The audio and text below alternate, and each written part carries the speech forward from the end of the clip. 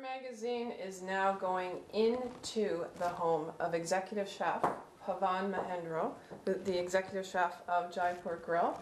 And rather than just showing you the recipes in the magazine, we are now actually going to show you how to do it with the chef on video. How cool is that? Wonderful. It's excellent. So first, what's up first? Okay, we're going to be cooking few items. I'm going to show you how to do onion bhajias, which is a very popular appetizer we have. And while I'm doing that, I will also cook some mussels, steamed mussels with Indian flavors in them. For onion bhajias, I will talk about how to do them.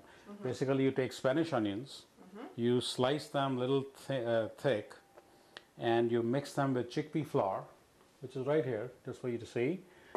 This item you can buy from a store. Lots of different brands. Yes. Yeah. Pick up whichever you think you are comfortable, or anything you have in the house is good enough. Now, is that, can you get that at a regular supermarket? Yes, yes you could. Okay. So the chickpea flour and the sliced onions have been mixed. On these onions, of the mixture, I have added on some cumin seeds, which I use whole, but I crush them in my palm before I put it in the mixture. This is roughly powdered coriander seeds, for which as I mentioned, I've used the rolling pin.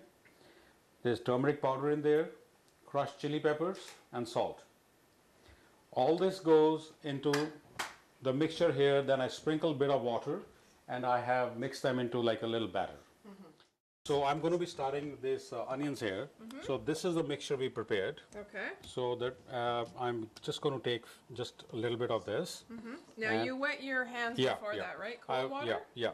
The trick is, good trick. the trick is it does not really stick to your hands. So here goes the onion fritter. It's at a nice medium heat. Now, what kind of oil do you usually cook with? Canola. Okay. So while this is happening, I do have some of these fritters which were pre-done, and these are the reason you pre-do them is because that's how they will come out nice and crisp. Okay. So now this one here, as you can see. So you basically do them twice. Yes. Okay. If you want them nice and crisp, that's the trick. Okay. So now, how long do you have to wait in between? I guess as long as they get, actually, if you could do them in one shot also, but then your oil temperature should be medium.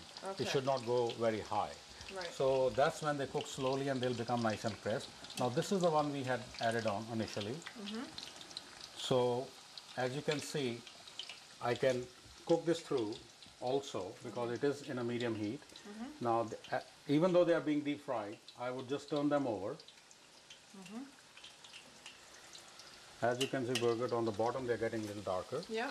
Yeah. So you want them, you're browning it. Yes, basically. even yes. Okay. And that's what people love about this. Great. So very easy. Absolutely. Total preparation time, about how long would you say? I would say from start to finish, maybe preparation time is about maybe 7 minutes to the outside. Cleaning of onions, slicing of onions, and if you have all the spices ready, you can use the spices and little sprinkle of water. About maybe 10 minutes to the outside if you have to run around between your pantry and kitchen. Yeah. So a great appetizer for any kind of occasion. Excellent appetizer.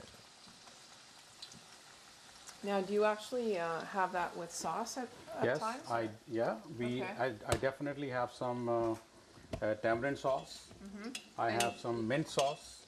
Now, do you make those from scratch? Yeah, we make them from scratch, and I'll just very quickly show you how we do it.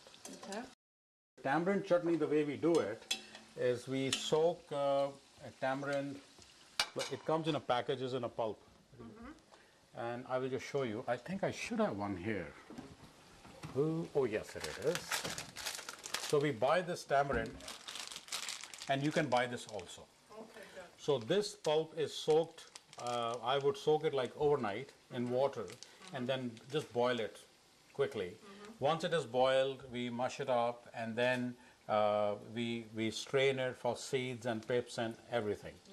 Once it is strained, we put it on the water stove again and we boil it. Right. And that's when we add some spices to it. There is, and from the spices point of view, again there is cumin in it. There is some chili pepper in it, salt and sugar. Right. The trick here is if you can use brown sugar, it gives you a very good taste. Okay. And if you are making a trip to an Indian store, then you could pick up jaggery, which is the first form of raw sugar. Oh, okay. It comes in blocks. Okay. And it's very tasty. Now these are the finished product. This is the dry mango powder. Okay.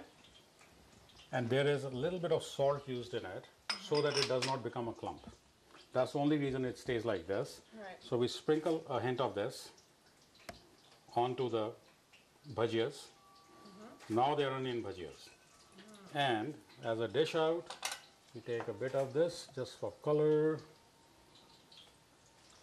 on the plate. Now, do you think your wife married you because you can cook well? Well, Where'd she go? I know.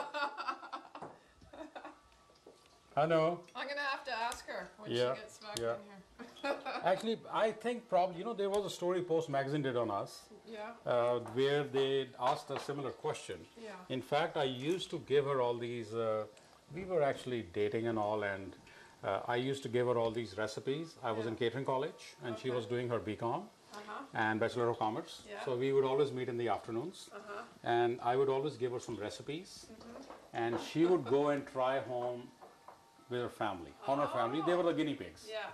And they started raving about her cooking at the time. So maybe she decided, maybe she decided to just be with me. I guess so. It's all in the food. So this is here, just the garnish, onion bhajias, as you've seen that I've done it. There's a mint chutney and there's a tamarind chutney. Okay, you're going to love this. It's not greasy at all. It's very flavorful. And these with the sauce, delicious. Delicious.